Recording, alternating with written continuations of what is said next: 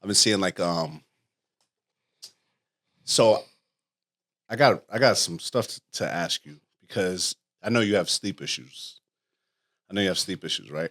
And so I didn't sleep. I've slept 2 hours in the last 2 days. Yeah.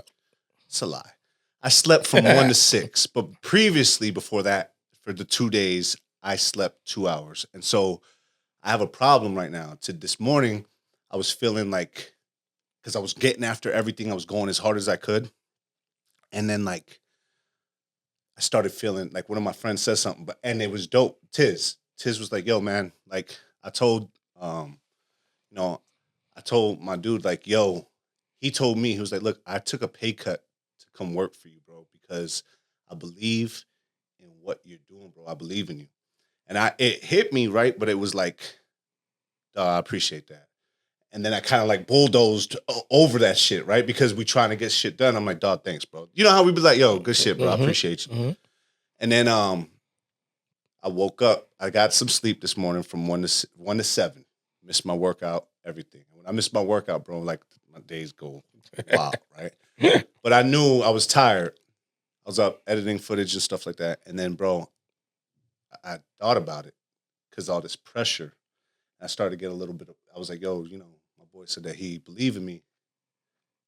And then I kind of like started getting emotional a little bit. And I'm like, yo, why am I like, why am I getting like that? And I think about my son, man. And he like when he doesn't sleep, they be up pulling up all nights, they break nights. The next day, and we already used to it, he gets like aggravated, like he gets that, and then he starts, we're like, yo, what's wrong? And then he'll like break down. I'll be like, bro, relax. So I started about to break down, bro. And I'm like, yo, I'm acting like Peyton used to. And he ain't do it in a while. He hasn't done it in a while. I brought it up to my wife, Jenny, and she was like, yo, he's gotten really good at that. I was like, yo, because he's going to sleep at 10 and waking up. You know what I'm saying? But then I was thinking about you and the things that you got. And I wanted to ask you, like, does that happen to you? Well, I'm now noticing. Well, to answer the question, yes, it does happen to me. You get overly stressed? But for me, I say about 2 weeks ago, I just realized that I need my sleep apnea machine and that I should use it. So prior to that, I remember the first time someone mentioned something was my ex Nicole. I don't know what year that was. I want to say 2010, maybe 9. So even before that, I had sleep apnea, and she woke me up like, "Yo, you're not breathing," and I'm like, "What the hell is this girl talking about? I'm trying to sleep." I'm like, "Leave me alone." We literally got into an argument that night. I'm like, "Yo, leave me alone, bro. I'm trying to sleep." And she's like, "You died." I'm like, "Well, I'm alive. You woke me up. If I was dead." Yeah. Like, yo, you know? I'm alive. What are you talking about? But fast forward to now, I get it now. Because like I've always been, and you know me, I've always been quick to blow up and be like, "No, that's not how you do it. I don't care. You're doing it wrong." Blah, blah. And it's like for the longest, people have been accepting like, "Yo, but that's knowledge.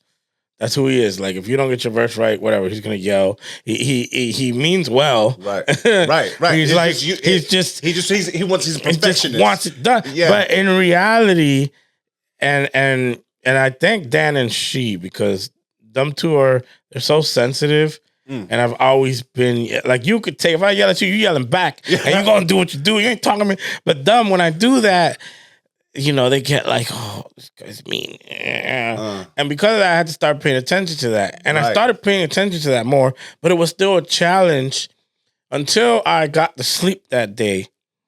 It was like literally 2 weeks ago. I talked to Raptor. Shout out to Raptor on Sunday night, and he pretty much hit me with, "You always got excuses. So you're not using your mask." I was like, you know what? Fuck it. I'm gonna use my old mask. Who cares if I die because I'm using an old mask? But that night was the first time that I used it the right way for 8 hours. I was actually sleeping. I actually went to the doctor. She said the average person holds their breath for 5 times an hour. That's average. Where you're not actually breathing. Well, you'll be like, just quick for 5 times average. My number, 120 an hour. So that means 2 times a minute, I'm holding my breath for who knows how long. And you need so I'm not sleeping. You're exactly. not living. So I'm not. Yeah, you're dying. Like, so that day that I actually used the machine, I woke up and I had to work with one of my friends, and we had to work on stuff. And he said and did so many things and moved slow and things that normally would make me irritable. And I'm like, "What are you doing? Hurry the fuck up!" And it's like I approached it differently. I was like, "All right, where you at with that? How much longer? Okay, cool. I'm gonna do this while you do that." It's like I didn't even understand what was happening. Then I got up, and if you know anything about me, I'm lazy as hell. Right. I got up, I seen something on the floor, I picked it up. Hold on. I'm talking about like, bring me over to help you move. I'm not doing it. I'm just gonna be like, hey, turn right, twist right. Hey, go open that door for them. Yeah. Hey, wait, pull the truck. Right. That's what I mean. Right. Yeah. So you understand in certain things because I've seen you move, motherfucker, real fast. Yeah. But I'm telling you, you've known me for a long time. Right. The sleep stuff got worse, but I realize it's because I'm not sleeping. So because I'm holding my breath 2 times in a minute for 10 to 15 seconds, I'm sleeping 30 seconds, not even trying to sleep for those 30 seconds. So I'm really not sleeping. So by the time I wake up, I'm already dead. Yeah, you already. The way people feel when they're tired at the end of a long day, that's how I feel when I wake up. And you're supposed to be energized. And I didn't know that. So I've been living my life like this.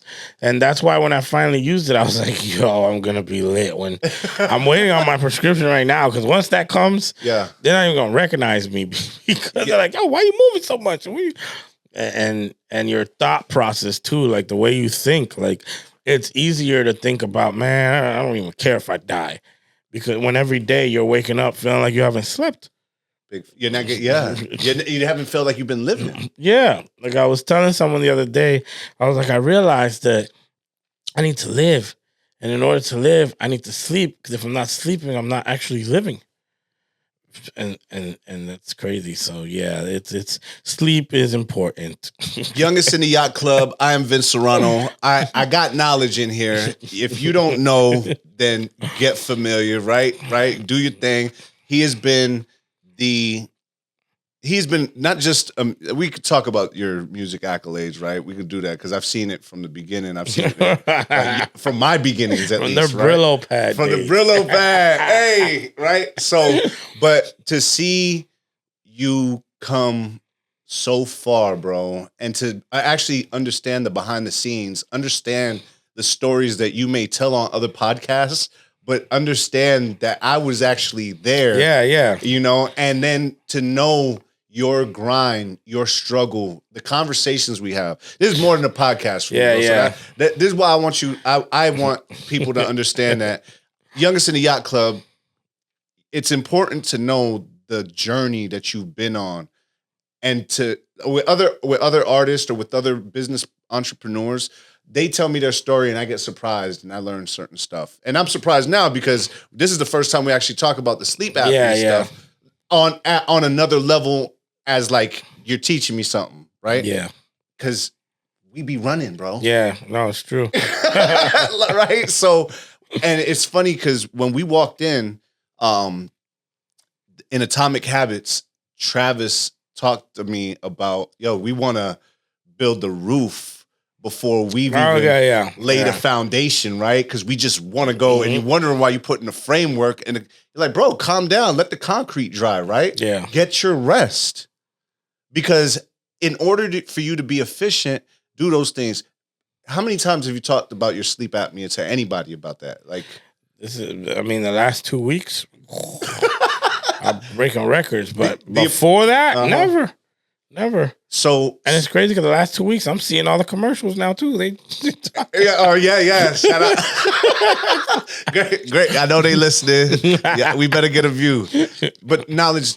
Now that I've seen you do this, man, we're gonna talk about that journey. Like, where did your beginnings come from, man? Like, tell the viewers who you are, about yourself for real, what the thing, because you've done great things, and you're still doing great things. But we're gonna get into like that journey from the beginning, man. So, Let them get started, man. So, which journey are we talking about? There's like much. So what are your just like who are you? Who is Knowledge? Well, Knowlage. Okay. Well, I like to say for those of y'all that don't know, I go by the name of Nawlage 2k5. Who is Knowledge? That's always a tough question for me to ask because I feel like I've always been multiple people. I was never satisfied with one person to coexist, and this actually shows with my relationship history and my friendship histories. Like I can coexist with a lot of different people. You know, there's friends that I got that I can't put with you. There's friends that I got that I can't put with this guy because I wear so many hats. But that's fun to me. I don't know why. So I've always been diverse with friends. I even got friends that I know that were bullying me all the time, and they just used me to slam me on the table because I was willing to be the guy that you can power bomb. You're the guy that's going. I'm like, yeah, whatever you want to do. You want to rock bottom me? Sure, go ahead. Come on. Yeah, knowledge is the you were the thing, man. That guy just keeps coming, man. But I actually I don't mean to cut you off, man, but it's funny that you said that. I was speaking to DJ Blackout Jeff about that. I said there's certain people. Because I was telling Blackout about how, you know, we use Styles, Blackout, Jeff. You know what I'm saying? We know it's Jeff. You know, everybody around you, that's the best. They're all so different, but the one thing in common that they have, even Dan, you know, Tukey, you know, Bundy, everybody's so much different. There's a bunch of people around. Everybody from Lawrence, right? There's too many to name, and I'm not going to try to name them because then they might get mad, right? And I don't want nobody to feel left out. But look, real talk, you know, everybody genuinely cares about you. Like the person. They're not trying to like move, you know, push you around. They're they want to see you live. They want to see you win. And it be different types of people. You know what I'm saying? I know. Yeah. So how have you been able to do that? Yeah, like you said, you can't. I like to think that you can bring me around anybody, but you're right. Don't bring me around certain people. Like when you was trying to work out with Dan. Right. Dan, shout out to Dan. We saw him at Grand Bay the other day. Shout out to Grand Bay too. About that. Yo, but why? Like, how have you been able to coexist? I think it's because my dad and my mom. I saw my dad just kind of. My dad would hang around with the Puerto Ricans, and all of a sudden he sounded Puerto Rican. I'm like, why are he talking like that? Like that's not how he talks. And then Saturday we go to the drag race with all his white friends, and it's like, why is he? He's acting different now, and it's not like he was acting fake. He was just like just really a part of the culture and the environment. So if they were eating this, he was trying that. And if they were talking about this, he was educating himself on that. So he can relate to what they were talking about, so he can understand where they're coming from. Like as a matter of fact, let me give you an example of who my dad is. We went to this place called China Buffet. I know China Buffet. There's one everywhere, but yeah, there was one like on the border of Methuen of Massachusetts and New Hampshire. And we would go there maybe once a month or holidays. It's a place that we'd go often. Right. Family come to visit, we go there. We went there so much, and my dad's a routine kind of guy. He gets the same creative sushi rolls. They know what they were gonna make him and all that stuff. And he didn't even have to order. He comes in and he know his name. He goes in there one day and he goes to the owner, I want you to come to my house for Thanksgiving and we're gonna cook for you. Ooh. And bring all your employees. And this is real. I'm not making this stuff up. So Thanksgiving comes. Yo, they all come. It was the guy, the lady, like 4 of the waitress girls, and like 5 of the chefs. To a Dominican Thanksgiving. Yeah, it's in the house. And we said, honestly, I don't know if it was Thanksgiving or Christmas, but it was one of those holidays. Right. My mom chefed it up. My sister chefed it up. My aunts, they chefed it up. And we had a lot of space in my house, so we just grabbed a bunch of tables and chairs and we set it up. And mind you, this is what I mean. This is where I got it from. They don't even speak English. Their English was, oh, thank you, thank you. You know, like stuff that they were saying every day. And then my mom don't speak English. She speaks Spanish. Right. And my dad, he understands body language and vibes and stuff. Vibes. And bro, it was almost like if we were having a great time. I felt like they were my family. That's fire. We're like laughing at jokes without laughing at jokes. Like it's like telling jokes without telling jokes. Like, and didn't even speak the same. You spoke the same language, but not the same language. Yeah, and it was crazy. So mind you, I was like 12 for that. 11, 12, 13. So it's like those are the type of things that I saw my dad doing a lot. So he definitely, like, in my mind, racism does not exist at all. It was like there's no colors, there's no sizes. It's just we're humans consuming the same oxygen. So that's where it came from. And the more I talk to people, when people ask me questions like you just did, it makes me reflect and have to think, like, where did that? I was like, oh, well, when I start piecing it together. Exactly. So, yeah, it's stuff like that. And I've always just, I also wasn't cool in high school. My sister was. I wasn't. She would dress me at first, so I looked cool. Your sister is. Nah, I know Steph, and Steph. She is cool. Like, she's a whole different person now, right? Because she was crazy and cool. Right. She moves. She's a mover and a shaker. Yeah. So I wasn't cool, and that's when I would bond with people that weren't cool. You know. And then it's like I've kind of like I've got a taste of all sides and stuff, and I appreciate all sides. I appreciate the cool kids, appreciate the not cool kids, the bullies. Everybody has their role in society. I feel like. Why do you think the people viewed you as not cool? Because I was weird as hell. Like I did some weird things. Like you still do some weird things, bro. Yeah, I do. Like there was we love you. There was this girl Vanessa. Like She was one of the first girls that I can tell when she saw me, she liked my sister. Not my sister, but when I say my sister dressed me for the first like month. So how would that go? This girl would look like, damn. No, when I woke up, my clothes was already out on the bed. You think Steph did that because she graduated the year before, and she still had friends that were seniors. She's like, you know how I dress. Anybody that knows me knows how I dress. I wear old black t-shirt. Yeah. I don't care. Like, you know what I'm saying? Right. And that's why we love you. Grand Bay jacket that don't fit me. You know what I'm saying? Right. And shout out to Grand Bay. My sister was fire, by the way. We went to a technical high school and she was in fashion.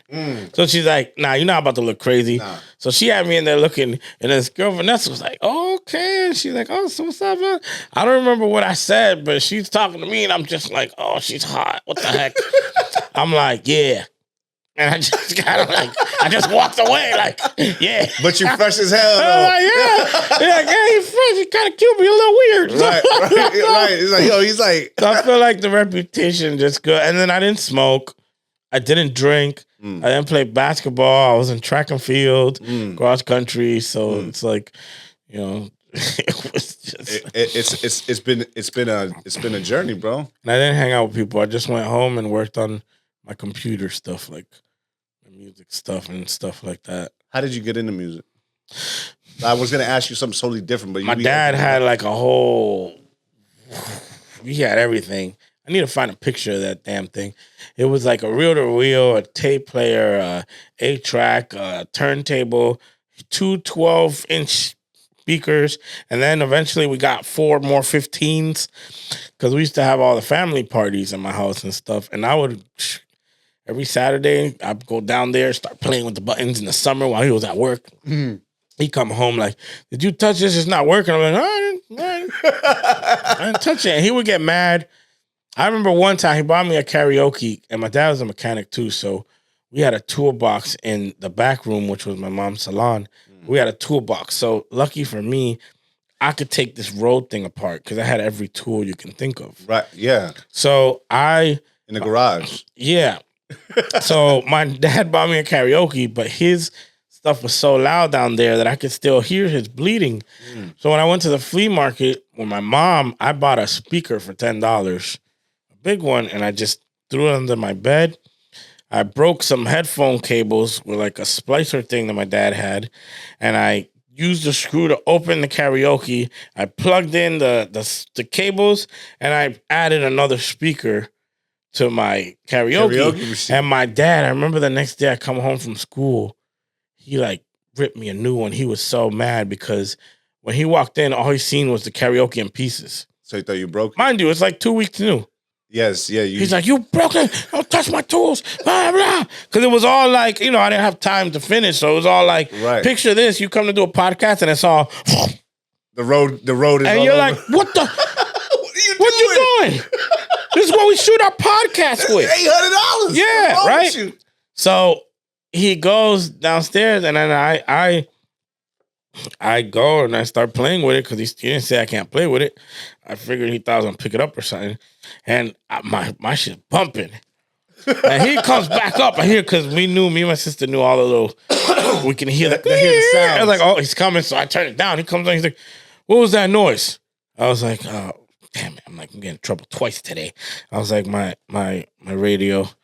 He's like, how is that karaoke so loud? Turn it on. So I turn it on and boom, the speaker's under the bed. Yeah. And he's like, he got kind of, I don't even know if he remembers this. He got kind of teary-eyed and he's like, keep breaking things, son. And he walked away. And because he realized I didn't break it. He realized right away what I was trying to do. Like, you wanted it louder because mine's is louder. And he's like, wow, he knows what he's doing. I don't know how he did that, but he figured something. He did something. And he probably was like, I like the way that actually, I think it's important, man. And I want to talk about the family dynamic with you. Because, he probably looked at you and thought that you destroyed something when you actually created something. Mm-hmm. So the fact that he looked at it, it's all about perception, right? He looked at it like you broke the things when actually you modified it and made it better. Exactly. And, I think that I was talking, it's crazy knowledge. It's crazy. I mean, feeling like life gives you everything that you need, bro. When you're looking at that, right? Your perception, right? One of the owners of the building was like, look, normal is relative, right? He said that and this is a dude that you would never ever think would grow up because he's a millionaire. He's the owner of the building. Yeah. But when he sits down and he gives you, everybody got a story, right? So when he gives you the story, he said, relative is, for me is, my dad, he said, my dad smoked crack every day. When he said that, I was like, well, you don't look like your dad smoked crack, right? He was like, to him, going 30 days without smoking crack, now he's normal. I've never smoked crack in my life. Me neither. That's normal. Exactly. But the guy said that. Oh, okay. My dad smoked crack every day. He goes for 30 days, and now he's normal. I've never smoked crack ever, and that's normal. Yeah, that's crazy. And for your dad to say, keep breaking things. Yeah. Because his breaking is your creating. Yes. It was, you're right. It's a wise way to say it to a kid. Because for that was around the same time as the other thing. I was like, I know I was younger than 12. 11, 10 for all that. And you already taking apart shit, making it better. You talked about your family. So you said something, bro, and I tell you, man, we gonna get deep because this ain't that. I'm ready. Yeah, and so youngest in the Yacht Club. It's important. I feel like we don't just talk about like everybody knows you as Knowledge, and we didn't get to this right because I was born in New York. Mm-hmm. Okay, and I talked about everybody in Lawrence, but. Everybody thinks you're from New York, including Cardi B. You're a New York legend. And it's crazy because Cardi B played you put her in her first video, right? She was in her, is that right? I don't know if it was her first video, but she was in a music video with me, yes. Before her stardom. Correct? Oh, yeah, before, yeah. And this isn't about Cardi B. I want to make sure that we understand it. This is about you. Yeah. You've put me on. You've put many artists on. During the time that you were rising, though, that's when you put them on. So people look at you and they're like, in New York, especially Bronx Wine, I came out of prison, bro, and I'm doing an interview about myself. And the first question is like, yo, how does it feel to be with Knowledge in the Bronx Wine era? So where are you actually from? Because they all think you're from New York, and I don't get no love in New York, and I was born there. So where are you from, man? Well, I was born in Oceanside, California, which is all right. That's another people be like, oh, Cali? West Coast? Why you in the North? What happened? Right. And then I was raised in Lawrence, Mass. Okay. But then for the last 10 years, I've been in Tampa, Florida. So, but every summer, all my cousins were in New York, Brooklyn, Bushwick, Putnam. And so I was there every summer. My mom's side had a big family, lots of cousins, aunts, and uncles. So that'd be fun. But I always felt like the New York was cool. I feel like my cousins were cool and I wasn't. Like they would talk a certain way, they would dress a certain way, they would know what sneakers was. They'd have the Biggie albums, the tapes. They were up on everything. They were up on everything, and then it's like I idolize these Biggie and all them, and they from out there. So I'm just like, man, New York is Jada shit. Kids, all these people. I'm like, man, man. So I remember, and I love all my cousins, but I always felt like I used to literally leave New York and be like, I need to be lit like my cousins. I need to be lit like my cousins, and it's not like they're lit or They're anything. It's like you. they're regular people. They don't even do musics. Like Ale, Francie, Brenda, Catherine, Jorgito, Lester, even Lester. All of them, man. It's like I would go home. I had a 4-hour drive. And like, how can I be as cool as them? Just because New Yorkers, they even talk a certain way. And when you're the outcast and you're chilling with them, it's like, damn, I need to give it up on game. I'm behind. I'm catch up. I don't even know what that means. That girl pretty and I can't talk to her. She's like, oh, where you from? I'm from New York. Bitch, you know. So I remember when I started doing music. Shout out to MRG. I'm sorry. One thing I said was, I'm not going to give my cousins my songs directly ever. Why? Because if they lit, I wanted to use them as, to me, that's cheating. I've always felt like if I give you my CD and you know me already, I'm cheating. I want to use the people around me to gauge how well I'm targeting everything else. So I'm like, I'll know I'm starting to be lit in New York when my cousins make a realization, yo, that's my cousin. When they calling you. Yeah, like Knowledge, that's who Knowledge is? Like that's the moment. And one of my cousins, Angie, they have like her side of the family has like a whole other side of the family. And it was them that like her stepsisters or half sisters, whatever they are, they're the ones that like, oh yeah, knowledge, like knowledge. And then eventually it's like, yo, but hold on. That's the key. What that's my cousin. That ain't Knowledge. So they're looking. They're looking at they hype at Knowledge. Where are they hearing it from? Because of how big it got in New York. My goal was to infiltrate New York without going through my cousins. Fire. Then when they started rapping about, yo, this dude lit. Yeah, they all were like, wow, that's you. What the heck? This is crazy. It's like it's Clark Kent and Superman. Yeah, exactly. Something like that. That's how I like it. I like doing stuff like that. I don't like. I hate going through my people first. I feel like it's cheating. I don't know why. I've always felt like it's cheating. I just feel like it's the 50 Cent line that I took. His line is really gangster, but I took that line and I ran with that line. He said, "If you were smart, you'd be shook of me. Because I get tired of looking for you. Spray your mama crib and let your ass look for me."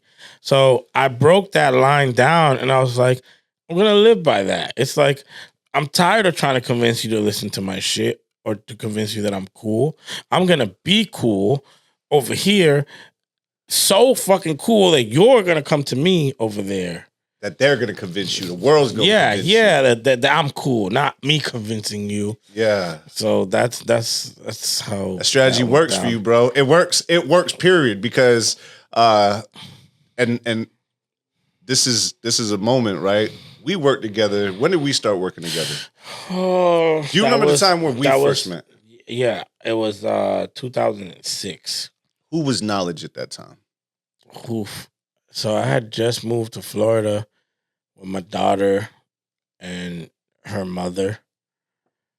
And I was really trying to figure out my rap stuff was kind of taking off back home, but like at that time I was kind of like, okay, move with my family to Florida.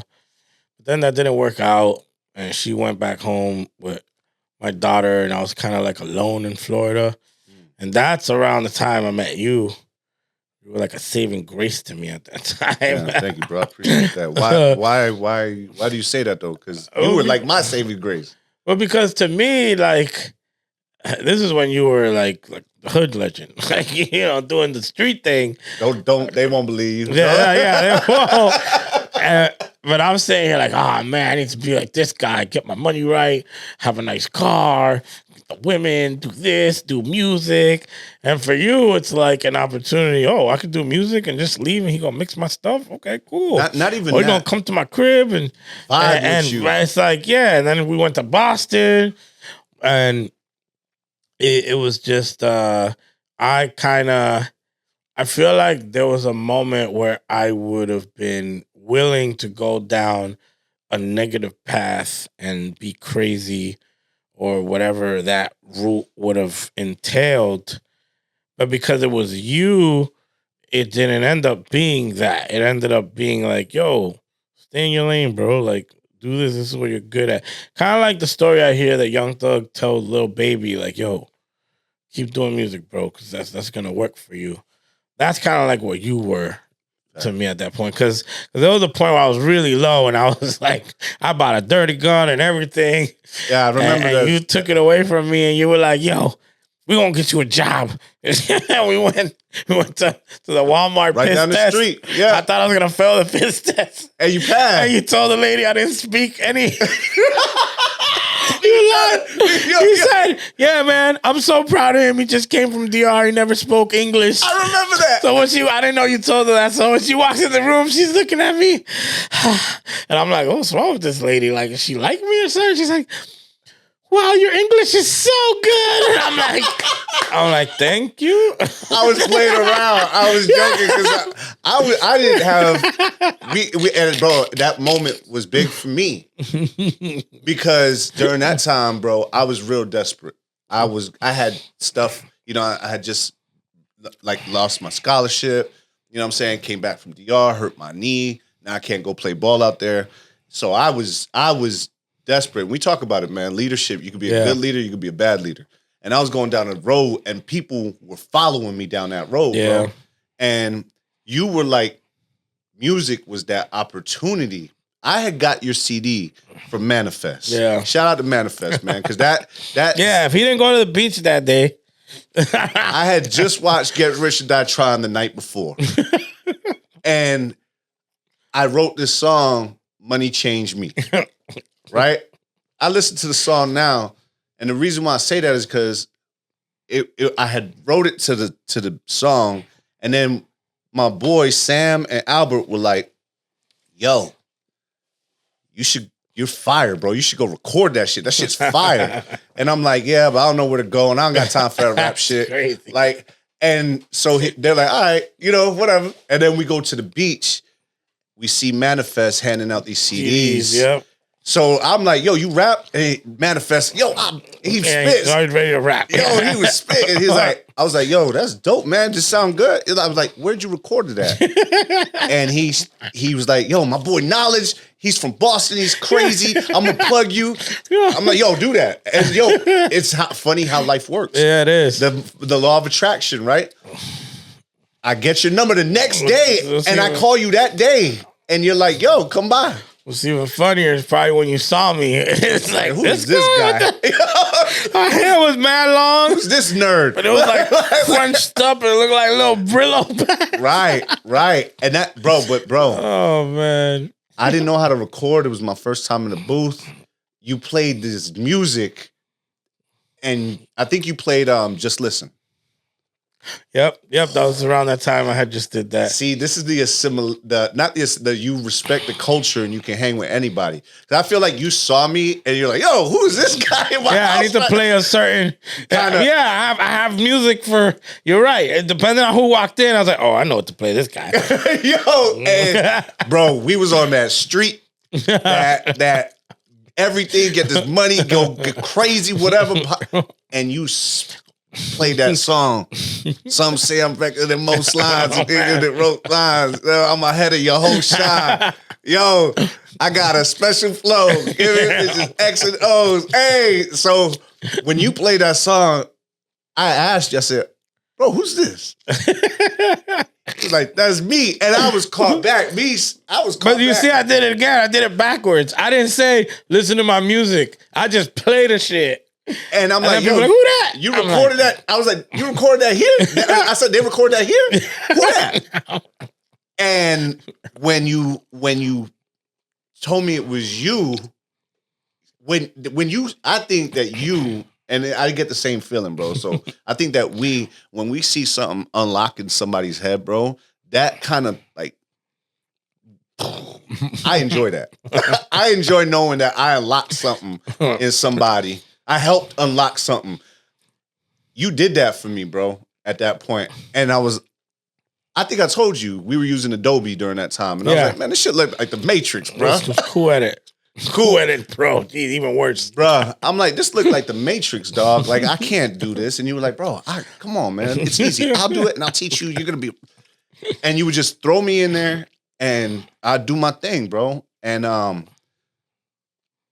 would start to come to your house every day, bro. There were times where you probably like, yo, all right, bro. Like, but so when I saw you and I don't mean to take over out, but no, it's just part of the story. When I saw that you were going down that road in the situation that you were in, we go back to leadership and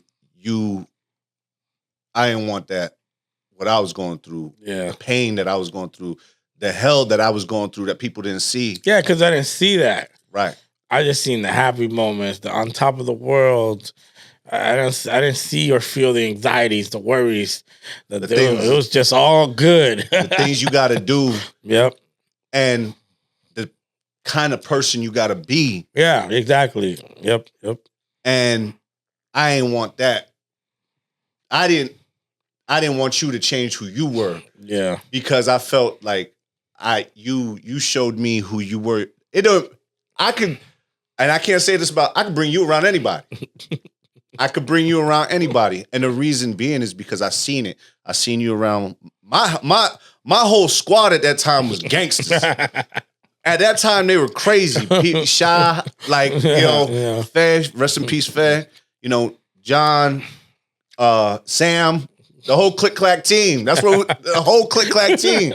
And so when I brought you around, they was looking at you the same way that I was looking at you the first time. Like, who the hell is this dude, dog?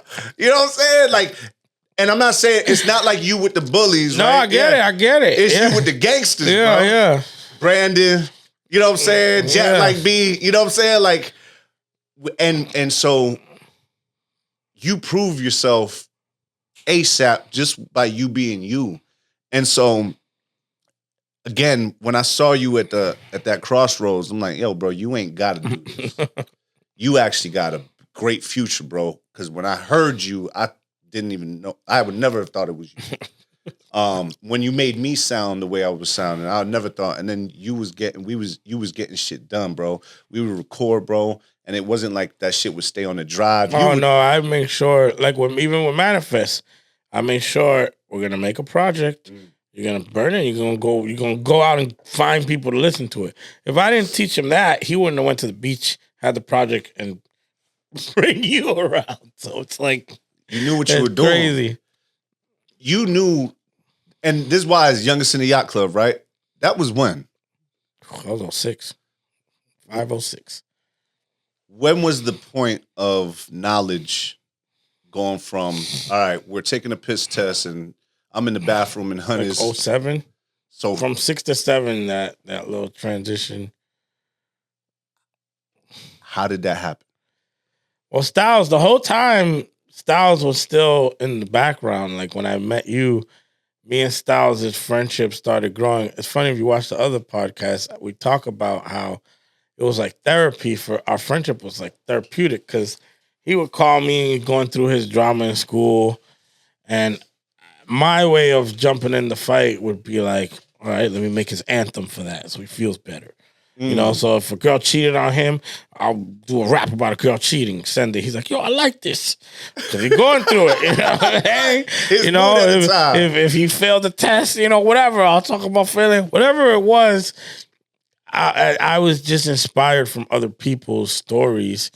So for him, it was just like, and it was organic. It's not like he was telling me to do it. You would just have he would tell you his stories, and then next day you're like, yo, I got when he caught on, all he started doing was, yo, send you a bunch of random beats in case you like any of them. Fire. So it's like he's giving me a canvas to write his stories on now. Right. And when Autotune came out, that's which you were around at this time as well. Mm-hmm. When Autotune came out, he sent it, and mind you, this is when we're Click Clack team, and I'm like, yeah, I finally feel like I got my group of people, solidified, whatever. So when he sends me a beat, he's like, yo, you can freestyle, sing on this. And I'm like, oh, man, I don't want to be soft, man. You want me to, I just got around the gangsters. You want me to start singing? How are you going to click? I was like, all right, so I'm going to do it. But you tell people it's you. And then right away, I made sure, I was like, yo, the next song I got to do has to be a little more gangster. And that's why the second one I did was Try to Tell You. I tried to tell you and put you on it. So everybody heard it. They're like, oh, yeah. I just didn't want no one to feel like, oh, it's too soft. Because at that time, I cared. I don't care anymore. So I remember, because I'm at your house every day now. Mm-hmm. I remember the nights. It was crazy. Like, and I remember the room, how we used to go in. Yep. We used to stay there off of McMullen Booth. You know what I'm saying? Clearwater. And I come in, bro, and you had the bed and you had the studio set up. In the closet with the booth. And you're like, bro, listen to this real quick. So I'm already used to that, and I've seen you be versatile. And then all of a sudden, it's like these vibes, these rhythms. And at that time, T-Pain, Akon were all over. They were all over the place. They were it. And we were starting to get a little bit of traction. We were doing shows. Yeah. Yo, we were just popping bottles and being like, we were spending so much money that they were letting us do these shows. Because, yo, they're spending racks, like 10 bands a night. And we are in there, bro. We didn't even drink like that. It was just... They were movies we were having. We were creating the brand. And then all of a sudden, you know, and during that time, it's, you know, bomb, trap, like hip hop, hard trap beats, like the beginning of trap. And then all of a sudden, you're like, yo, listen to this. Just listen. And then you played, what was the first song that you played? I think it was Way You Grind was the first one I made. The Way You Grind. And then Try to Tell You was the second one. And then you did it, you played The Way You Grind, and I was like, yo, that's you. And you were like, He's like, I know it's not gangster rap, but do you think you could get on it? I'm like, bro, this shit's fire, because when I used to go to New York, Crown Heights, in West Indian, you know what I'm saying? Jamaican, the island vibes, soca. My cousin was big on the dance hall, soca, all those things. And so when you hit me with the it's not gangsta, I'm like, bitch, I'm versatile, bro. I can rap. Yo, I can get on this. And then you played Try to Tell You with the hook already gone. Yeah, I try to tell you what you really need. Probably one of the best rhymes. I was like, send it to me. I gotta run it. I gotta make this play. You have to go like, send it. I'm gonna record it right now. Me, yo, you didn't send it. I'm like, damn, bro. Yo, bruh. And I remember recording that shit. And bruh, I didn't know at the time. I thought we were just making music. Yeah. What actually happened? I'm with you. I didn't know at the time either. For me, my rap stuff was taking off. And hours. Shout out to Troy Media. My rap stuff was going places. So for me, the dancehall stuff was just like, yeah, send that to Styles and he gonna do whatever he gonna do with that. Right. No, I didn't expect it. I didn't, because I know Styles. I didn't expect it to do nothing, but I didn't expect it to do what it did. And what did it do? Because shortly after I went to prison. Yeah, he hit me up and was like, "Yo, you got to do a show," and I'm like, "Bro, at this point, everybody was trying to get me to perform or sell tickets." I was at that phase, and I'm like, "Bro, I'm not selling tickets, bro." He's like, "No, you don't gotta sell tickets. I'm gonna give you $1,000." I'm like, $1,000. I'm gonna buy your flight and hotel, and I'm like, yeah, right. He's like, what's your PayPal? And he, boom, I got $500. I'm like, he's like, what's your name and what's your birthday? I'm like, for what? He's like, I need to buy you this flight. Or give me my $5 back. I was like, oh, there you go, bro. Right. He's like, all right, no doubt. So this date, blah, blah, blah, blah. I'm like, okay, cool. I tell my girl at the time, like I was like, hey, I just got a show. I just got my first paid show. I'm excited. Like, I'm actually not excited. I was mad slash nervous because it was bittersweet because it wasn't a rap thing. I wanted to be a rap because on stage, I feel like I could put on a real show rapping. With dance, I'm not like a singer. Yes, you are. I don't. Yeah, but I'm not like a Chris Brown, like it's like I'm not even T-Pain has a good singing voice. Like I just got a creative flow. Like I made sure that my flows were cool. So I was nervous, but when I got over there, I did not realize how lit it was, and everybody knew every word. I didn't have to say anything. I was just like, okay, well, this is easy, and I never came back. I abandoned the house, the studio. Laura, my bad. Oh yeah. I just left. Yo, I got pictures, and I will be posting those so that during the visuals, I got those pictures of us with the with like just straight. Yeah. When we did the photo shoot. Yeah. We did a Click Clack Team photo shoot. We was going, God. But bro, you look at that. You look at the beginnings of who you are at that time, even the beginnings of who I was and am. And it's important to know, man, where we came from. Youngest in the Yacht Club, a lot of people see the top. They see Knowledge. It's the same way. They see Hunt. They see the Vince. They see the top. They see the cars. They see the things, but they don't actually see what you go through to even get to that point. For real. And what's really under the hood is intricate. And although it's high performance, you got to keep cleaning it, flushing it out, taking care of it. And there's a lot of variables that made this work because I be trying to help other people get on and do things, but there's just certain things that I know played a role in making everything work that they don't have. Like the very first thing that I feel like is I went to Whittier, which was a school outside of Lawrence. So everybody from the Voc thought I went to Lawrence High. Everybody from Lawrence High thought I went to the Voc. So therefore, no one knew me. So it made it cooler. I feel like when too many people know you from a specific spot, they keep you from blowing up. Yeah, you're local. Yeah. So that helped. And then the fact that I moved to Florida, when I started meeting Lawrence people, DJ Heat put me on to pretty much, him and Clip put me on to all the Lawrence people that I knew and stuff. And then being in Florida then helped it even more because people to this day, they don't know where I'm from. Like, oh, I think you're from Florida. Oh, I think you're from here. Oh, they all think you're from New York. Yeah, you're a New York legend. Some people think I'm Jamaican. Right. It's just like all over the place. I love that though because they don't know what to expect. They don't really. They see the knowledge, but they don't like. Now we're getting, Youngest in the Yacht Club. We're getting you. We're getting the story out there. The story, and that's what I think people. That's what to me. I know knowledge. Yeah. I know you. I know Achilles. You know what I'm saying? You know Vince. You know Hunt. Yeah. Not many people know Hunt. Like if you call me Hunt, you know. I know where. I know you know me. Like So it's like now we getting the story out there. How did the Cardi B, the Sofa Lounge? How did the Free World music situation? How did the Bronx wine come about? So I feel like the first phase was there's like phases.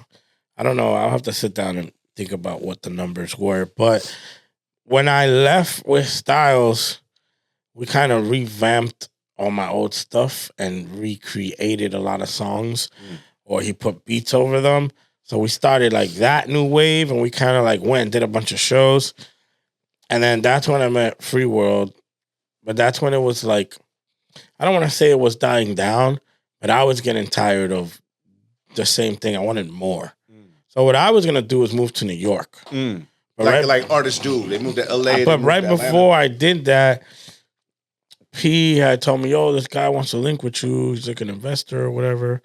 And that's Yax. Shout out to Yax. So I met with Yax and Sparky, and then it kind of like gave me, okay, cool. Let me stick around. I'm not gonna go to New York. I'll stay here and ride this out and see what happens. So because of them, I felt like Nawlage became, Sparky and Yax were like, they were dressing me. Now I started looking the part because I was looking. You always been Nawlage. I was Nawlage. I'm a hot mess. They became my sister. Right. And they started. All right, bro. We need to change this. You need a haircut. You need. And it's messed up. I seen a meme the other day that said we spend our skinny days thinking that we're fat. At those time, I'm 180. Yeah. And we're like, damn, no, we're fat, man. I gotta lose weight. and then you get older. Now I'm like, what? I'm like, double that. Yeah, and you try to, you know what I'm saying? That's crazy. So yeah, so they made a lot of things happen. Like me and Styles got it off the ground.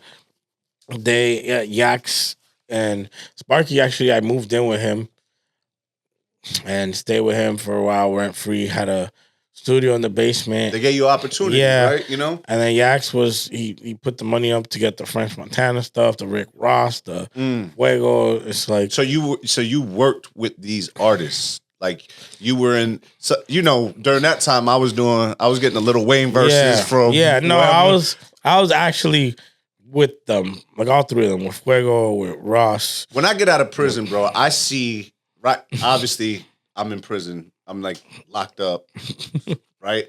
I come out and, we were close, bro. We had gone through, we were taking rides together and making plays together. Like you weren't making plays. You were just in the car. Yeah.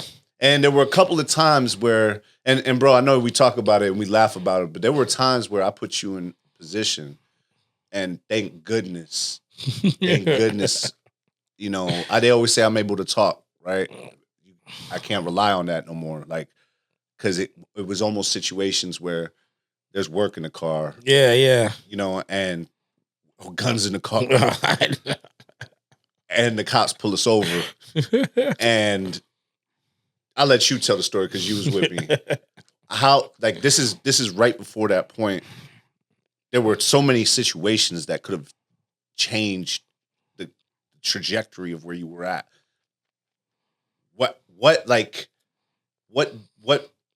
What part of the decisions where you were like, hey, look, I'm gonna be in the room with French Montana. I'm gonna be in the room with Ross.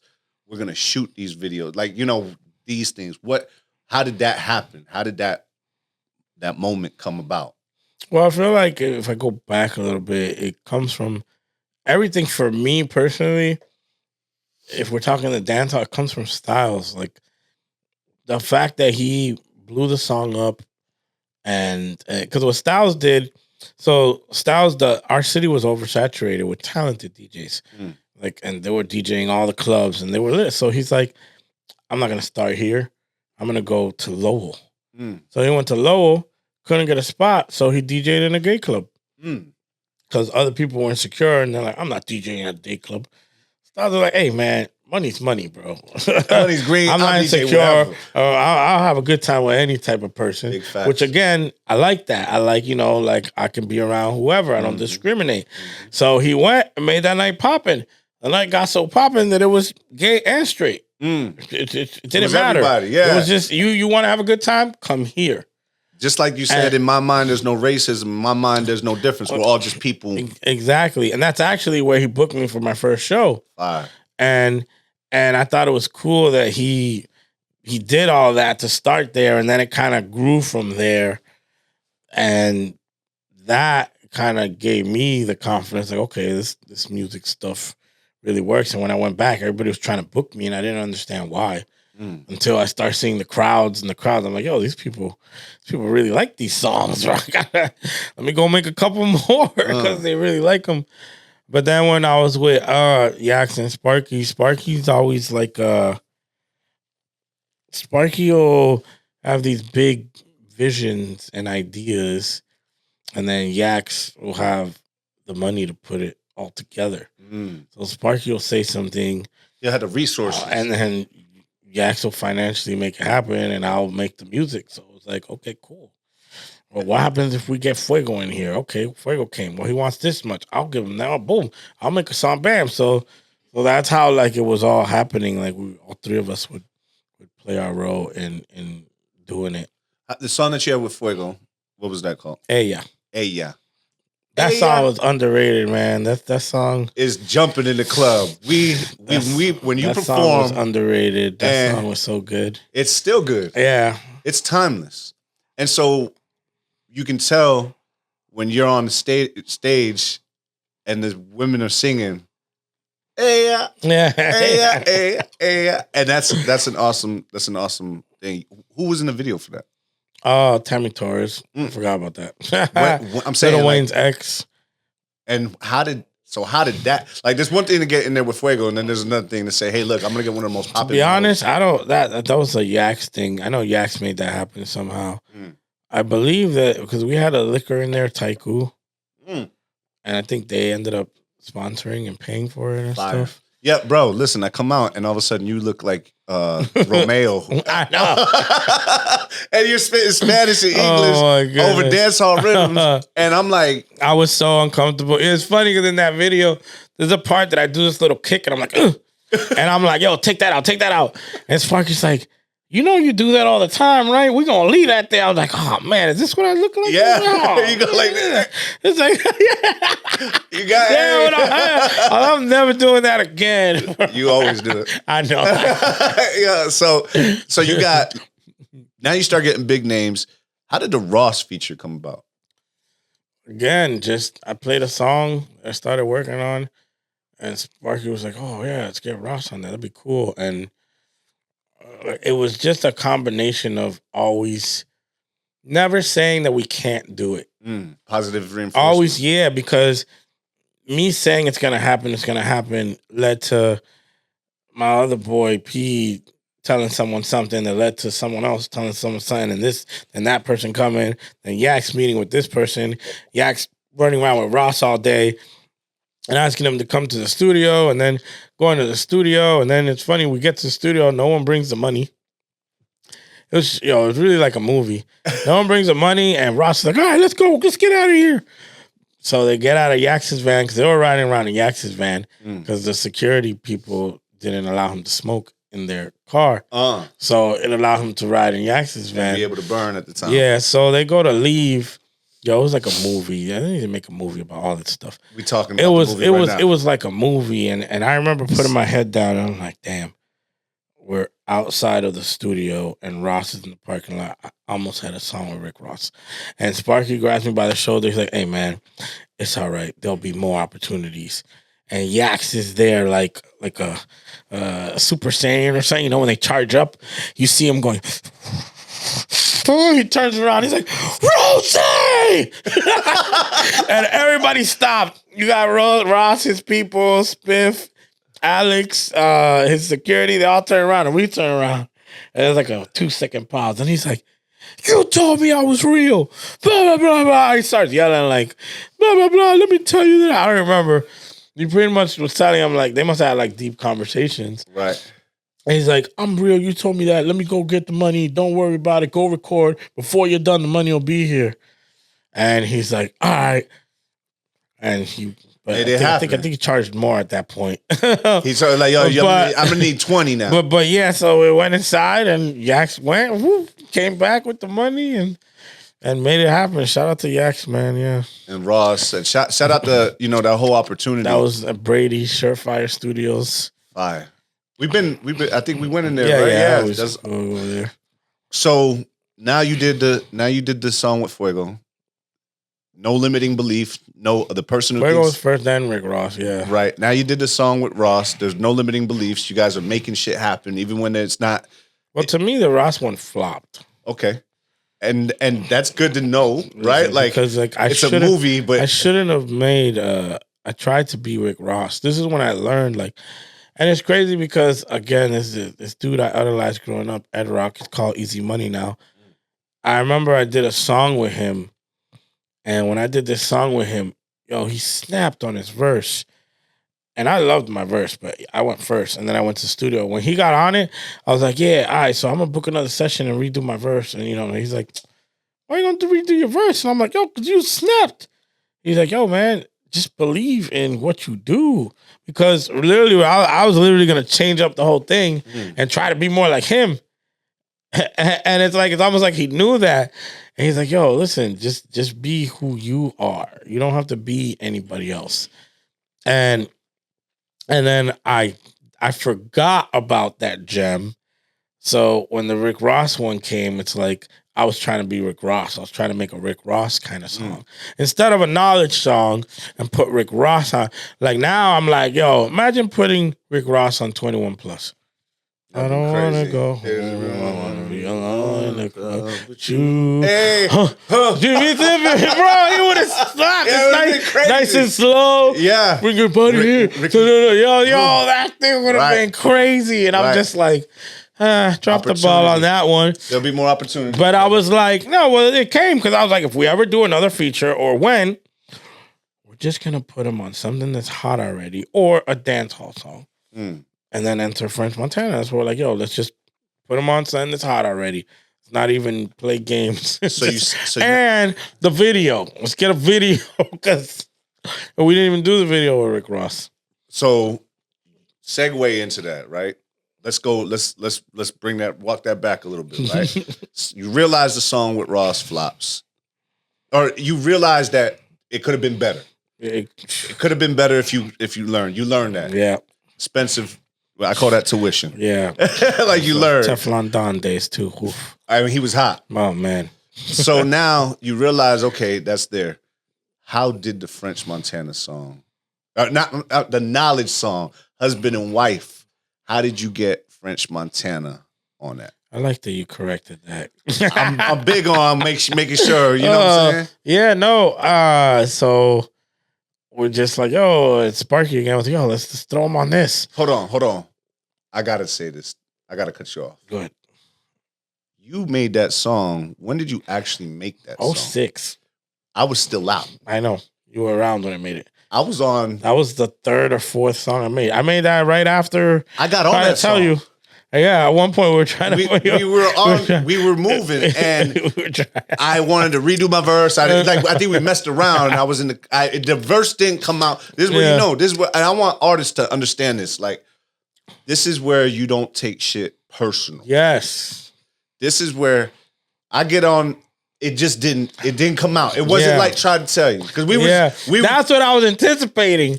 I'm like, yo, he's snapping off. He can snap on this off. Oh, that's crazy. Yeah, and it didn't. Wasn't meant to didn't work. So some people do take that personal though. They do. They take that personal. How did you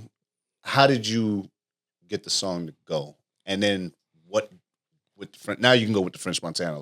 What made you want to choose that song? And what was the song? Well, Husband or Wife, yeah, that's the song. How do we make it go? It's when I made the song, I remember at one point I didn't even know that I was gonna do the whole. Oh my God, she's a lesbian. That's why she didn't want to. At first, it started off as she didn't want to whine because a man too close by. Because that's something that kept happening. But then by the end, I find out that there's a lesbian epidemic in New York. Right, and everywhere. I'm like, come on, you are not a lesbian. This is not real. Right. So I'm not saying that they all weren't, but there was a lot of girls that were just experimenting at that time. So I was like, you know what?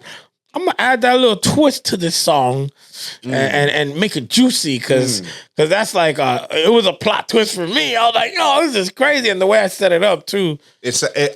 Until you explained it to me, because I'm just trying to get on a song, but when you explain it to me, then the song becomes. It was cool because on MySpace there was a lot of girls that would post it, and then a couple weeks later they're like, I'm not a lesbian. I'm not a lesbian because I like that song. It's like because they didn't hear the whole thing. They got it. It clicked later on. It clicked later on. Yeah, so it was cool. But yeah, no, it just became a vibe. It became an anthem for everybody. Like for the guys, for the girls. It just went with it was situational. So, Styles played it. There was a lot of popping people in New York that threw some crazy parties, and I would make a fake MySpace and be like, yo, this reminds me of your parties. And I would just send it to mad people. So, yeah. So, by the time we fast forward back to picking a song, we're like, yo, let's just throw my husband or wife because it made sense, the tempo of it. Right.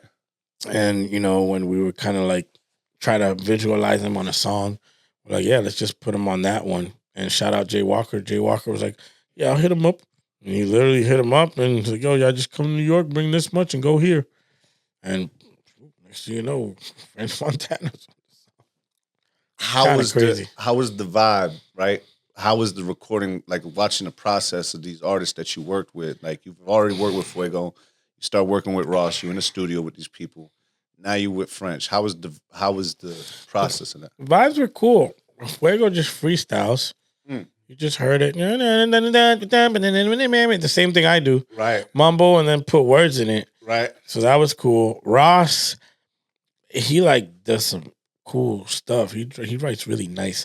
He put the alphabet on the top of the paper. I don't know why. And then he just wrote the verse real quick. I think you told me one time he picks words. And then then he just kind of, I don't know what the method to his madness is, but then he read it a few times and then just, all right, I'm ready. Went in there and did it in one take. Yeah, I feel like he doesn't go in until he knows I'm going to execute this in one shot. Wow. He literally did it in one take. And then he's like, all right, play it back so he can add the and then say my name. And he did it in one take. And then French does the punching, the she don't want to whine. All right, punch it. She don't want to whine. See a man watch. Shorty gonna blind. All right, punch it. So it's freestyling too. Right. It's just right. He just did. It's today's music today. Done. Yeah. So it was cool though. I like seeing other people record and their vibe and stuff like that. What I liked about the French one was that they were working on trap stuff all day. So when the beat came on, it was kind of like a breath of fresh air. Like, oh, okay, it's different. Right. Because he had done like 10 features that day, and we were the last one. So he was popping. He was going crazy. Now, explain the video and how'd that come about. It's funny because while we were there, the first thing they told us was like, hey, just letting you guys know, we're not doing videos to any of these songs. So if you're expecting a video, don't even pay for the feature. But when we played the song, Chinks Drugs was there. Shout out Chinks. Yeah, man. It's there was two girls there. And the girls start dancing. Like, oh, you know this? Yeah, my little sister played this. And they're like, oh, is this song out already? I'm like, yeah, it already got more than 1 million views. And he kind of looked at Gabi, who was his manager at the time. Yep. And then he starts talking to Yax. I don't know what they spoke about, but apparently, like, yeah, we're going to do a video and put it on Coke Boys 3. And it was a lot of things were supposed to happen and just life got in the way. Well, I'm saying, bro, don't. Like, I was supposed to go to UK with them. Fire. Yeah. They actually, so a lot of things happened. Was that French's first dance hall? That I know of, yes. For sure. I even had a conversation with him while we're in the studio. I'm like, yo, this dance hall stuff is lit, bro. You got to take a song like this, take an artist, throw them on it. Right. And blow it up or whatnot. And, yeah, he did Unforgettable. I'm not saying that was because of me or anything, but I know definitely we influenced the dance hall idea. in a lot of people's minds, honestly. Yeah, I mean Nicki Minaj with Freaks. Yeah, because she did Freaks with him right after that. And it was the same director. That's because we wouldn't sell them husband or wife. I feel like that's why they did that single. And Westwood was Tim Westwood. They get on the show and they start saying like, you got a big record on it, and the big record was that song. Yeah, the husband or wife. Fire. And he mentioned that they had Movado on it. And they were gonna do a remix and stuff like that. But I don't know. I guess we just never came to agreement or whatever it was that happened. But I was supposed to be there at that Tim Westwood interview. I just couldn't get my passport in time. So, explain that. Was it the timing or was it other stuff? You said life happened. Well, just life, man. Just issues. This is Youngest in the Yacht Club, man. I got knowledge here, and the reason why I say this, bro, is because I think we go through the same kind of situations, right? We do. In different ways. Yeah, for sure. And how we deal with them is different too. Yes, different ways. Yeah, you know? So what happened, and I want to get into this. I always say, you got to go through it to get to it. Mm-hmm. What happened? You're at the pinnacle. The song goes out. You do the video. It's already got 1 million views. You're supposed to be on the Westwood. You know what I'm saying? And now you're at the top.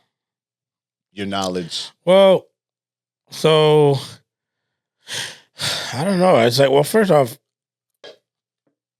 I wasn't really enjoying myself that much. I wasn't having fun and I didn't have money. So there was money coming in, but I didn't have a job. I didn't sell drugs. I just didn't have money. And my parents didn't have money to give me. So it's like I kind of started getting bored and annoyed, and if I want to chill with a girl, I gotta actually ask for money or sit here and wait for Yax and Sparky to give me money. And shout out to Yax and Sparky because they funded me a lot and gave me a lot of money. They did a lot for me, but they got their own family and kids. Who the hell am I for them to be, taking care of me? I'm a grown ass man, and that can't feel good, right? Yeah, exactly. And that's when I felt like, okay, like what am I doing? And I just kind of it's like, I don't even want to do this no more. I want to make money. I need to make money because I need to make my own money. So I just started engineering more and just kind of step back from music. And then that caused a lot of the ruffles with a lot of people because it's like, to a lot of people, I'm like, I was their way out, or you're a certain thing. They view you a certain way. Yeah, you're going to get us out the hood, or you're going to do this, or it's like a lot of pressure. Yeah, and for me, I'm just trying to make money.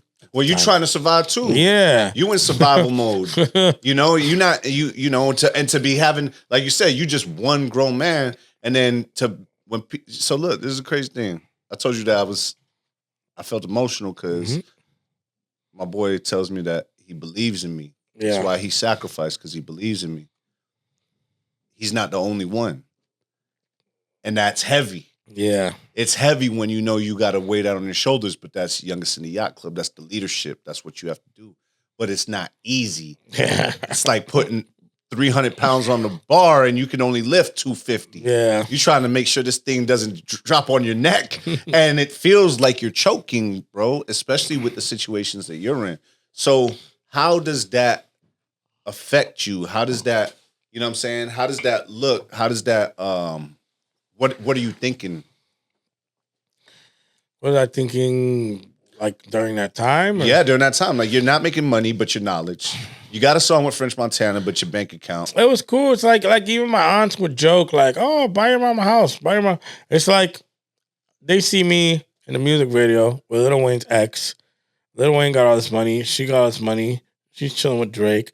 It's like, I remember at one point I got 100 condoms as a birthday gift from my aunt or my mom or someone. Titi me preguntó si tenía mucha novia. Yeah, because they seen the video. And I was like, okay. So it's like, it's like, and everybody sees me like, oh my God, oh, you're lit. You must have money, blah, blah, blah. And when these guys started dressing me fancy too, now I look the part a little more. So It's like, you on your way there, but it doesn't reflect in... Nope, it never. You're always a step behind it.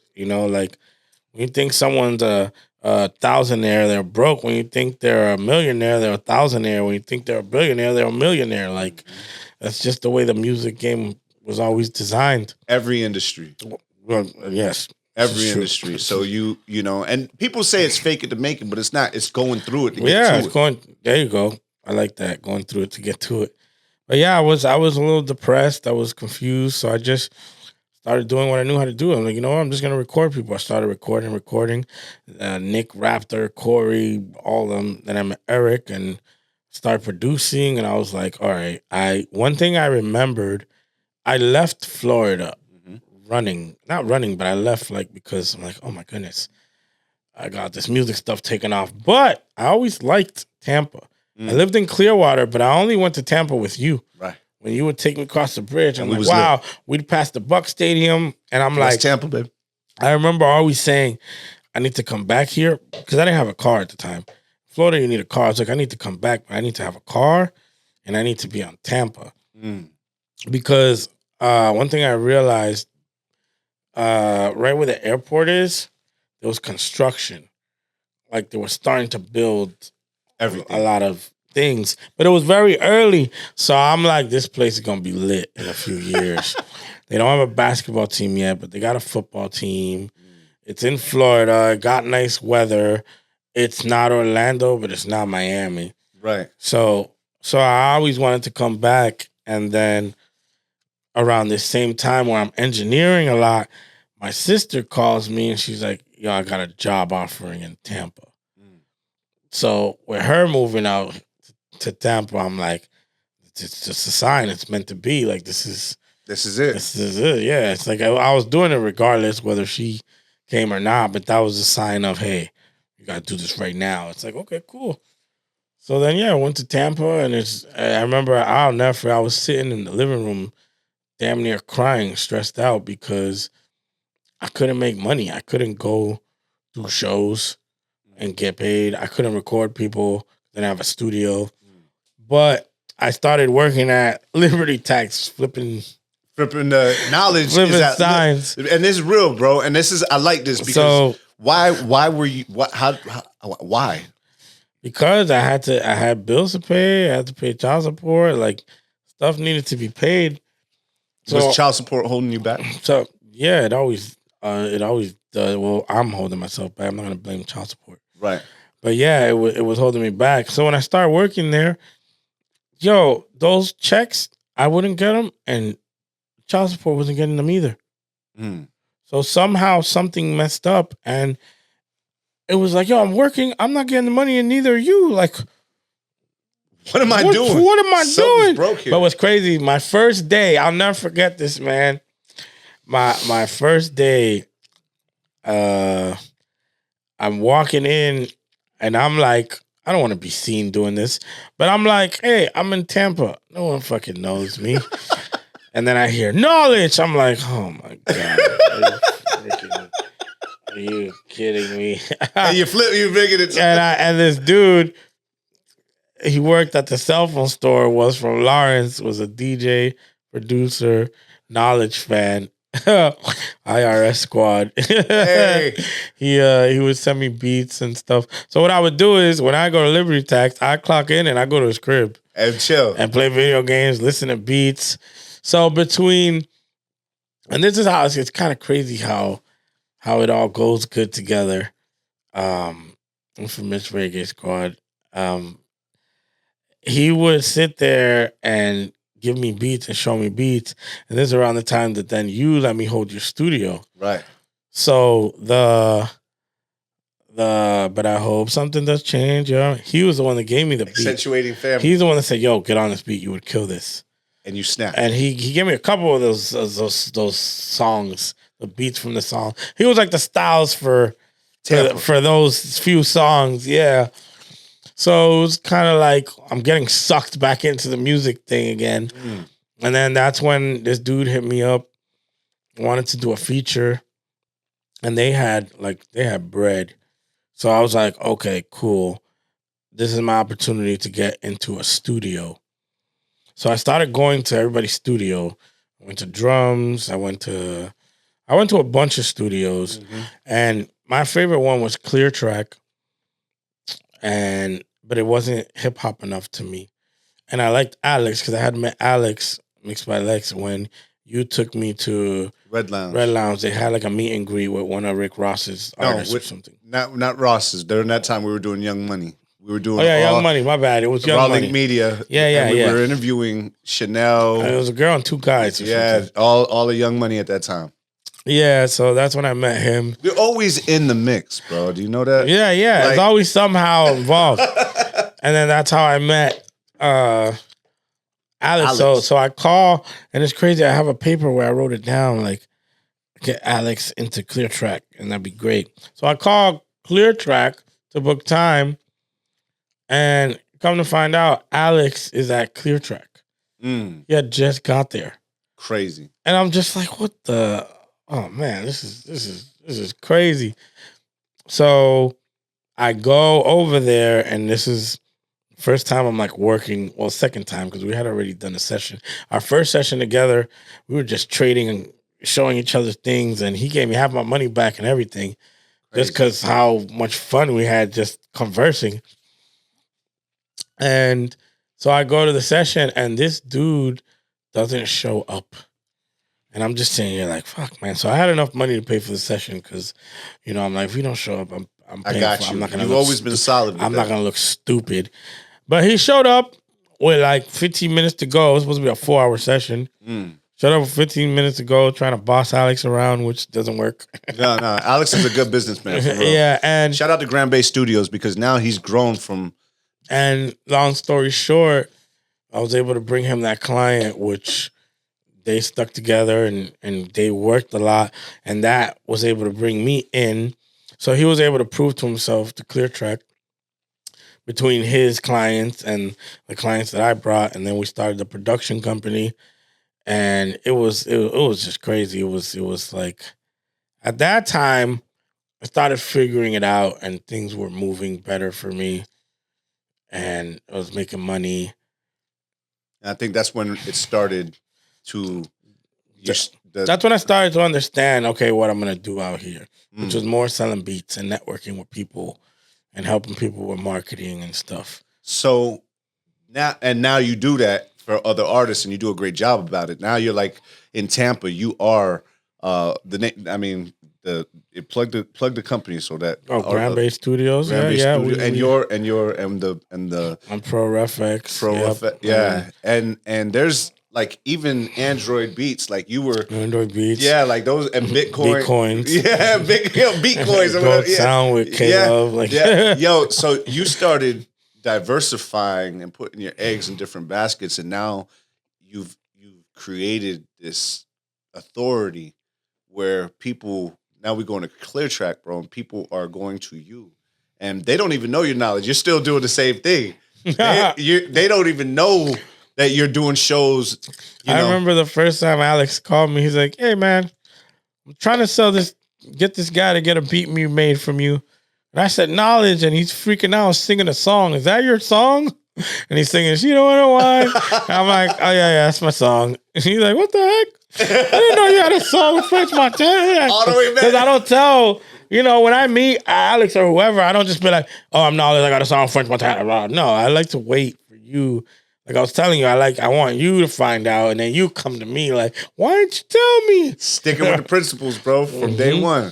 So let's go now, right? Now you start figuring it out, man. And we're still figuring it out, right? I know we're gonna talk about your plans coming up, but now what makes obviously there's some time, there's a gap in there, right? You go from Knowledge to Knowledge with the French Montana, Knowledge with Cardi B in your videos, to not just Cardi B in your videos, Cardi B growing, and people like Cardi B growing up on you, right? Yeah.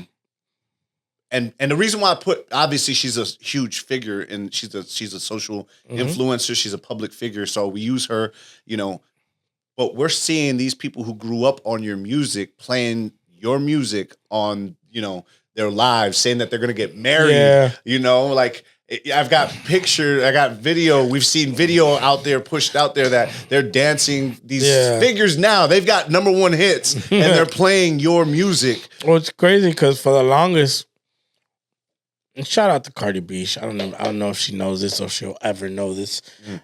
But like for the longest, I hated Knowledge. I didn't like Knowledge. I felt like he ruined my life. Like I didn't have a regular life because of him with my daughter and stuff like that. So my page for the longest was blocked. And that's why I created the Android Beats and built up that page. Because I was like, I don't even care for Knowledge. I want to bury that somehow. And one day she puts on her story Where You Grind. She's like, oh, back in '08, I used to dance to this. And my sister goes to me.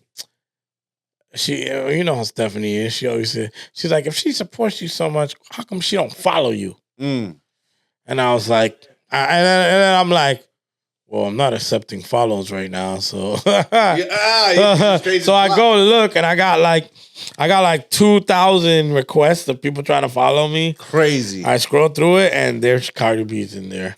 So I was like, damn, I dropped the ball on that. Yeah. So I accepted it, and then from there, I accepted everybody's and I made my page public because for me, I didn't realize like how big or how important my music was to people. You know, people to this day will be like, oh, my brother died and your music's like, it represents him type stuff. So there's a lot of stuff like that I didn't really realize people appreciated as much as they do. Yeah, and you're that because of that, man. Like it's also inspiring to people like us, man. Because I think it jump starts that bug of you're right there, you can get it. So then you jump back in. How does Knowledge go from burying Knowledge to all this to now?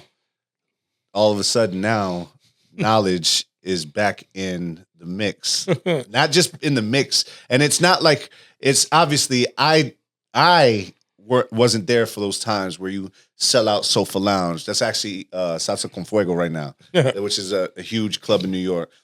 You did. Now you're making the run again, and now these shows are sold out. These people who grew up now. For the next year, they're still playing your music while you're not even focusing on that. I know they're still playing it, and it's now you're still relevant. And you're still making noise without you even making noise. The music is timeless. It's like real estate. It's growing. Yeah. And these people are growing with it. How does Knowledge go back into where you're at now, where now Knowledge is lit again? Like what is that? Well, it's it was pure necessity. It wasn't even, it was, I stopped, I took a break from the studio stuff. This goes all back to mental health and the sleeping stuff, right? So it's going so hard for the studio, and not that I'm blaming the studio life or anything, but my sleep apnea was an issue. So I knew if I went home and I tried to sleep, I wasn't gonna be able to sleep. So why the fuck would I go home? I'm just gonna stay in the studio all night. Wake up and go back to the studio and do that all day. And it's like I started realizing something was wrong. Not knowing that it's my health and me not taking care of my health, I blame the studio. Studio's why I don't sleep. The studio's fault why I'm not sleeping. Yeah. Right? So I stopped going to the studio. I just I don't want to do studio anymore. I need to figure out my life, figure out what's wrong with me or whatever. But the studio was making me a lot of money. So when you strip that, I need to make money. And there's one thing I know, I could do shows. I can always do features and shows and make money. So I'll call my friend Face. I'm like, hey, you want a deal on a show? And that's what started it all. And then I realized, like, hold on, I haven't been out here in so long. I might be able to tax some of these people. Right. And I didn't want to do the show. No, but you want your value. So they're like, hey, man, you want to come do the show? And I was like, look, if I'm doing the show, I'm going to need like $4,000 because I didn't want to do the show. Right. And they're like, all right, where do I send the deposit? And I'm like, what the fuck? Like, they should have asked for 5. They should have said yes. So, and then we started jumping in with styles. But we started throwing our own shows, which I never done before. And that was cool. That is cool. That's the way to go. It's more work, it's more risk, but it's also more reward. Mm. And that's the way to go if you don't want to be stressed out and dealing with promoters and deposits and things like that. So yeah, it was more of necessity because I needed to make money because I can't cut out the studio and not make money. And it's like I didn't want to go back to a regular job either. It goes back to you can be many things, man, and that's the biggest thing I need people to know is like, yo, you're not just knowledge. You're a father. You're a leader. You're a business owner. You're a producer. Like Elon Musk is not just running Twitter. He's SpaceX. He created PayPal. You can be many things in life. You just need to know the balance or the harmony. I'd like to say harmony. Yeah, that's what I don't have. That's what I'm searching for currently. And that's what I wanted to sway. But this, bro, I'm not gonna lie, and I know why, and I knew why. This isn't just a regular podcast journalism for myself like it would be with other artists. This is more this is like paperwork legit and Lawyers Are Us. Shout out to them. And I know you guys are gonna hear them on the announcements, but on the commercials, but your business is personal right now. And this is why. So this is why we're going longer and get more in depth. Like, what are the plans? Like, because now getting that balance, right? Being more than what you thought you could be, being not burying knowledge, not shying away from knowledge, but knowing you could be him and then do other things. What are you doing? So to be honest, I can't even fully answer that question. The other day, Dan called me and asked me, yo, when can you blah, blah, blah? And my response to him is the response I'm giving everybody. Until I get a full sleep, old knowledge is not going to respond for new knowledge's actions. You're still talking to someone that didn't sleep last night. Right. You know, so my head is still not where it needs to be. Right. So I know where I want to go. I want to do things. I want to do music. I want to be in my daughter's life more. I want to make a lot of money. I want to chill with my friends, go on vacation. I know what I want to do. But until I get my full 8 hours of sleep for 7 days, I can't even answer those type of questions with the right mindset. Because you need to focus because I'm still all I could think of, all I've been thinking about for the last 2 weeks is getting a good night's sleep. Is that guy handing me the mask. Big facts. And whatever time it comes, you're not gonna hear from me for like 10 hours. Shout out to Tuki, Anthony Hallman, because he hit me up, and that's my business partner, my lawyer, my friend. You know, he hits me up and is like, yo, why is knowledge posted in the health clinics like left and right? Like, how does that, what is going, is he okay? My DM is going crazy. I had to explain myself to everybody yesterday. Right. I gotta put a post up, say, I'm fine, guys. I'm just working on myself. I actually have to go. I haven't eaten today because I had to go get blood work. So you can't eat for 12 hours. Right. Bro, thank you for powering. So I'm posting that one today too. So you're going to see again like, oh man, you giving blood. Are you all right? It's like, I'm trying to be the best version. I'm going to be the best version of myself. But I don't know who, I think it was you one time. It's like your body's like a car. You know, if you don't take care of your car, you can't drive anywhere. And I'm finally ready to clean my car. Yeah, you're ready to, you're going to take care of the vehicle. That yeah, you want, exactly. To make sure. And that, bro, I think we underestimate the importance of that. No one talks about that much. Well, how has that affected your mental health? Well, it affects everything because it's like a domino effect. Like, I didn't know that not caring was going to lead to not sleeping, which leads to being overwhelmed and angry, and which led to a relationship not working out. What if that relationship's the one that I needed to have a partner that helped me get through whatever, and I would already be in a better path, or business relationships. There's just so many things that are tied into how you respond to someone or how you handle a situation.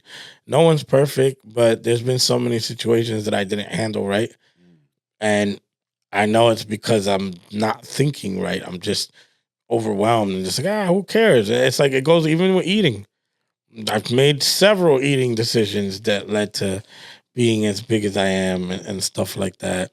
And no one taking accountability. It's funny that you say that too. Taking accountability is important. And then there's this thing that I learned in Above the Line, a book by Urban Meyer, lessons in leadership, and it's E plus R equals O. The event plus the response equals the outcome. Or outcome. The event and how plus your response equals the outcome. So if the event is negative and your response is negative, then the outcome's negative. Like, yo, get a flat tire. This is some bullshit. Fuck this shit. I'm not going to work. The negative outcome, you can't pay your bills, right? But if you get a flat tire, right, and you say, you know what? It's all good. I'm going to change the tire. I'm going to still go to work, and then I'll get the tire fixed, or I'm going to take the car. I'm going to get it there, and then I'll Uber to work. Now the outcome is 100%, right? But the event is actually only 10% of the outcome. How you respond is 80% of the outcome. Yeah, glass is either half full or half empty. Right. Well, if it's a positive outcome, but you respond negative, then the outcome is still negative. Hey, I love you. Man, I'm tired, man. Get off me. You're always on me. You too clingy. Oh, now that good person, that relationship leaves you. Right? Mm-hmm. Now the outcome is negative. You hear people say, man, I should have responded. She, you know what I'm saying? Yo, but if you respond positively to the outcome, then the outcome is always positive. And I think that's what we're looking at now. Now your response is always, it always determines the outcome. So, bro, this is the thing. The youngest in the Yacht Club, man, we always leave ourselves with gems. And I know you've been through a lot. You've taught me a lot. You know what I'm saying? These conversations, they get like this this is why I love this, because it's not even like, you don't even know when we're starting the podcast. Like, we're just having conversations. Yeah. And so I want the viewers and the listeners to get a gem. If you could give them, youngest in the Yacht Club, the new wave, what is something that you could teach them to learn on your journey? There's so many. I would say in this, the biggest thing that I'm seeing that it'll never be an issue for me personally is social credit. Like, you don't need social credit to be successful. It's like, just because you post something and you got 2 likes, that don't mean it's not good. Just because you created an Instagram and you got there's no followers, that means nothing. Like, a lot of people used to laugh at me. I remember, and I was popping at the time. They're like, "Oh, you only got 2,000 followers," and I'm like, and every one of those followers has bought a mixtape of mine. Okay, so how many of your followers? How many of your 30,000 fake followers have bought a mixtape of yours? It's like so. So it's like I live in the real world. Try to live in the real world, and the real world consists of me and what I have to face every day, and what the people that I care about, the people that I value. It's important to me what they care. Instead of a stranger who doesn't know you, who has their own issues that they're not sharing with you. That's like the biggest thing I could tell people for these days, because I watch it every day. They're just online looking for a reason to not do something, and you'll find it. Yeah, it's easier, right? There. Somebody else is doing more than you, and now you're not equal. The social validation, you know, and and I noticed that even people who are socially validated, right? Socially, you know, they get the social credit, they're not happy. Yeah, they're not. I see them in you real won't life. Know that. Yeah, because you think that Instagram or, you know, Twitter or IG or Facebook, whatever you use, you know, even WhatsApp, you know what I'm saying, groups, whatever, to connect to people, if they're not checking with your stuff, you think that you don't succeed. So, bro, I appreciate you, bro. I also want to talk about this, man. Thank you for rocking Youngest in the Yacht Club. Thank you for the hashtag. not just the hashtag doesn't mean anything. The fact that you post it, the fact that you rock it, the fact that you part of it, the fact that you've given me ideas on how to blow it up, and you want to be a part of that, and you've been a part of that from the jump.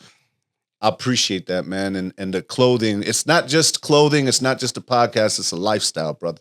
And you've taught me that. And, you know, I appreciate you being on here, bro. It's been great, man. Let them know where to find you, bro. You already know. Shout out to Youngest in the Yacht Club. Shout out to Cranberry Studios. Shout out to Straight to My Goals.